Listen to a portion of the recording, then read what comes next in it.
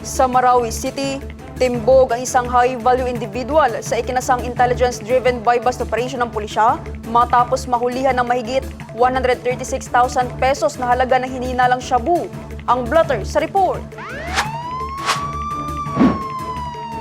Kinilalang naaresto sa alias na Tomboy. Matagumpay na nabilhan ang suspect ng police poster buyer ng 4 na heat-sealed transparent plastic sachets na naglalaman ng hinihinalang shabu na may kabuang timbang na humigit kumulang 20 grams at tinatayang halaga na 136,000 pesos. Nasamsam din mula sa suspect ang isang 1,000 peso bill na ginamit bilang buy-bust money.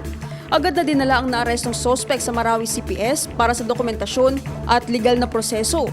Nahaharap ang suspect sa kasong paglabag sa Republic Act 9165 ng Comprehensive Dangerous Drugs Act of 2002.